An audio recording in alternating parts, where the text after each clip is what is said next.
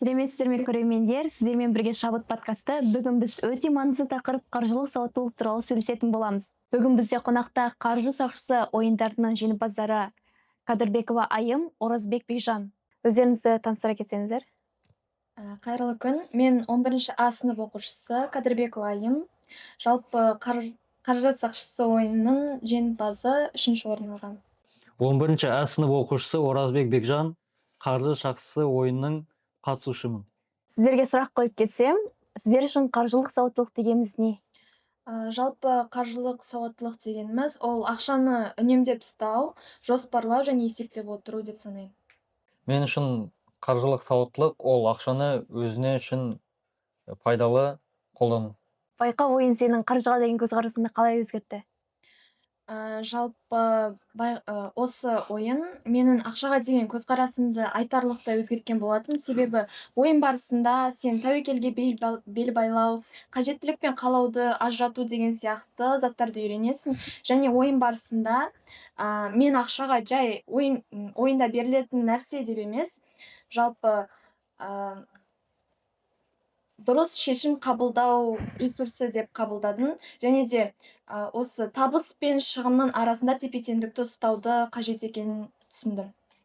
Бекжан, қаржылық шешім қабылдауда ең басты бір қағидаң қандай? Ол ең бастысы ойланбай ақша ұстау. Мен үшін ақша кетіргенде де ең бастысы маған санаулы керек. Ол маған қандай пайдалы келеді. Ақшаны эмоциямен емес, есептеп кетіру керек. Рахмет.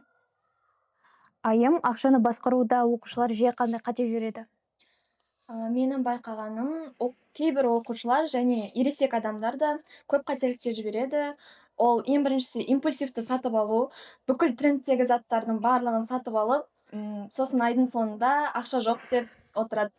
Және қауіпсіздік, жастықтың болмауы, финансовая подушка дейді ғой. Сол жалпы блокнотқа, күнделікке бүкілін жазып отыру, қайда бүкілі шығын кетеді, қайда жұмсауым керек, өзімнің қажеттілігіме ме, соның барлығын санап отыру. Және төтенше жағдай болып қалады, досының туған күні, ата-ананың туған күні, немесе телефон сынып қалуы мүмкін. Сол кездерде де ақшаны жинап отыру қажет деп санаймын. Рахмет. Бекжан, құрдастарына қаржылық сауаттылық бойынша қандай кеңес берер едің? Ақшаны жайдан жай кетіре бермеу. Қазіргі көбінесе оқушылар тек өз достарына мақтану үшін қымбат, бірақ керек жоқ заттар сатып алады. Айым, ақшаны үнемдеудің ең қарапайым әдістері қандай? Мен кеңес беретін әдістер, ол ең бірінші әдіс 50-30-20 әдісі. 50% сен өзіңнің қажеттілігіне жұмсайсың, яғни ол сенің пәтерің болуы мүмкін, коммуналдық сервистер болуы мүмкін, азық-түлік болуы мүмкін. Ал 30% сен өзіңнің қалауына жұмсауың керексің, киімін, қыздар түсінетін косметикаға. Ал 20% сен өзің қалдырып қою керексің депозитқа, керек кезде алатындай. Және 24 сағат ережесі. Сен бір затты қалап тұрсаң, сен 24 сағат бойы сол бір затқа ойлан, бұл маған керек пе, әлде жоқ па деген сияқты. Егер қатты қажет болып жатса, алуға кеңес беремін. Бекжан, егер табысың кенеттен көбейсе, ең алдымен не істер едің? Ең басында мен ақшамның бір жартысын процентпен депозитқа салушы едім.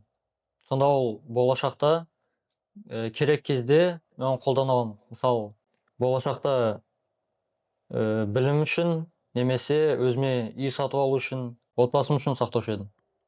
Сіздер бұл ойыннан не ұтып алдыңыздар? Мынандай күшті качественный сумка және термос. Ал сіз? Жалпы мен ұтып алған заттар ол дәл осындай сумка және сертификат пен менің планшетім.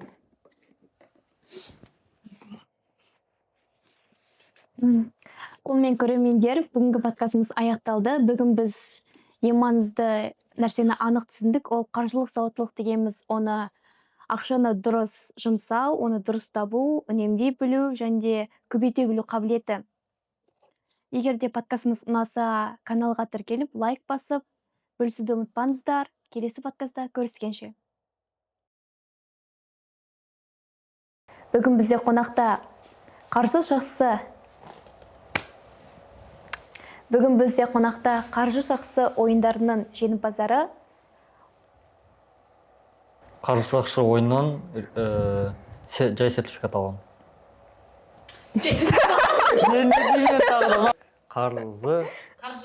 Қаржы сақшысы ойынның қатысушысымын. Оразбек Бекжан, қаржы сақшысы ойынның Болсай.